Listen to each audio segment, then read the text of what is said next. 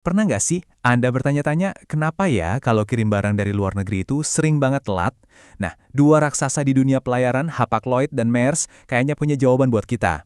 Mereka baru aja bikin aliansi baru yang namanya kerjasama Gemini. Dan ini bisa mengubah segalanya. Yuk kita bedah bareng-bareng gimana cara kerjanya. Jadi, akar masalahnya tuh di sini, keandalan. Kita semua pernah kan ngalamin mantengin status tracking paket yang nggak gerak-gerak. Keterlambatan itu bukan cuma bikin sebel, tapi ini masalah sistemik yang ganggu seluruh rantai pasok global. Jadi, pertanyaannya, kenapa mesin perdagangan dunia yang sebesar ini seringkali terasa rapuh dan nggak bisa ditebak? Ini bukan lagi cuma soal kapan belanjaan online Anda nyampe, tapi ini soal stabilitas ekonomi dunia loh. Dan ini dia angka yang bikin kaget. Di puncaknya, tingkat ketepatan waktu di industri pelayaran ini anjlok sampai sekitar 50%.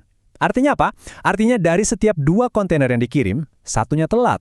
Coba bayangin deh kekacauan yang disebabkannya buat bisnis di seluruh dunia. Nah, untuk ngatasin krisis keandalan inilah, Hapag-Lloyd dan Maersk memperkenalkan kerjasama Gemini. Ini bukan sekedar perbaikan kecil-kecilan ya, ini adalah aliansi operasional jangka panjang yang dirancang dari nol, dan rencananya bakal mulai jalan di Februari 2025. Dan ini bukan perjanjian bisnis biasa, ini pertaruhan besar. Hapag-Lloyd secara resmi akan meninggalkan aliansi lamanya yang namanya The Alliance untuk gabung sama Maersk. Ini kayak pindah dari satu tim super ke tim super lainnya, dan taruhannya tinggi banget. Terus, apa sih janji utamanya Gemini? Mereka fokus ke 3 hal. Pertama, keandalan yang radikal. Jadi barang sampai sesuai janji. Kedua, konektivitas yang lebih baik, bikin rute yang lebih cepat dan lebih tahan banting. Dan yang ketiga, keberlanjutan, dengan target yang ambisius untuk dekarbonisasi. Ini semua adalah inti dari visi jangka panjang mereka, strategi 2030. Tentu, semua janji itu kedengeran keren ya. Tapi, gimana cara mereka mewujudkannya? Nah, jawabannya ada di sebuah model operasional yang sebenarnya udah teruji di industri lain, sistem hub and spoke. Coba kita lihat bedanya. Di sebelah kiri, itu jaringan tradisional. Rutenya rumit, tumpang tindih, banyak banget pemberhentiannya, dan gampang banget kena efek domino kalau ada satu aja yang salah. Nah, di sebelah kanan, model hub and spoke. Jauh lebih bersih, lebih terorganisir, dan memang dirancang untuk tahan banting. Biar gampang, bayangin aja kayak cara kerja maskapai penerbangan. Kapal-kapal raksasa, ibaratnya pesawat jarak jauh, itu cuma berlayar di antara beberapa pelabuhan hub utama. Nah, dari sana, kapal-kapal shuttle yang lebih kecil yang bakal mendistribusikan kargo ke pelabuhan-pelabuhan regional. Model ini efisien di udara, dan sekarang mau dicoba di lautan. Ada 4 elemen kunci yang bikin sistem ini jalan. Pertama, jalur utama yang dibikin simple. Kedua, hub yang dikontrol ketat sama mereka sendiri buat jaga kualitas.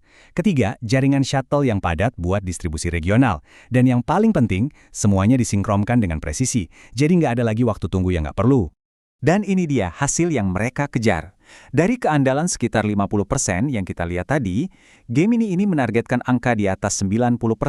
Ini bukan sekedar peningkatan loh, ini benar-benar mendefinisikan ulang standar kinerja di industri ini. Tapi Gemini ini bukan satu-satunya langkah. Ini cuma salah satu bagian dari strategi global Hapag-Lloyd yang lebih besar. Tujuan mereka bukan jadi yang terbesar, tapi jadi yang terbaik dalam hal kualitas. Jaringan Gemini sendiri memang akan fokus di jalur-jalur utama perdagangan global, rute timur-barat, tapi komitmen pada kualitas ini berlaku di seluruh dunia. Coba kita lihat contohnya di Afrika, pasar yang lagi berkembang pesat. Di waktu yang hampir bersamaan dengan pengumuman Gemini, Hapag-Lloyd juga merombak total struktur organisasi mereka di seluruh benua Afrika. Jadi mereka memecah struktur lama yang cuma punya 2 area manajemen regional, jadi 4 area yang lebih fokus. Barat, Tengah, Selatan, dan Timur. Kenapa? Tujuannya simpel, supaya bisa lebih dekat dengan pelanggan, lebih paham pasar lokal, dan bisa ambil keputusan lebih cepat. Kutipan dari manajemen mereka ini seolah menyatukan semuanya. Entah itu di rute global Gemini atau di pasar regional Afrika, benang merahnya sama, jadi lebih cepat, lebih gesit, dan lebih responsif terhadap kebutuhan pelanggan. Oke, kita udah bahas strateginya, model operasinya. Sekarang kita tarik kesimpulan yuk, apa sih dampak nyatanya buat kita semua? Intinya, janji Gemini itu berujung pada 3 hal. Pengiriman Anda jadi lebih bisa diandalkan, rantai pasokan bisnis Anda jadi lebih kuat dan tahan banting, dan sebagai bonus, semua ini dilakukan dengan jejak karbon yang lebih kecil. Manfaat lingkungan ini datang secara alami dari efisiensi. Jaringan hub and spoke memungkinkan mereka pakai kapal yang lebih besar dan hemat bahan bakar. Karena jadwalnya lebih pasti, kapal nggak perlu lagi ngebut buat ngejar waktu, yang boros banget bahan bakar. Waktu tunggu di pelabuhan yang lebih singkat juga berarti lebih sedikit emisi yang terbuang sia-sia. Jadi, ini dia pertanyaan penutupnya. Aliansi Gemini ini bukan cuma soal dua perusahaan yang kerjasama. Ini adalah sebuah eksperimen besar untuk mendesain ulang fondasi perdagangan global dengan memprioritaskan keandalan di atas segalanya. Apakah ini akan menjadi standar baru untuk seluruh industri? Hanya waktu yang bisa menjawabnya.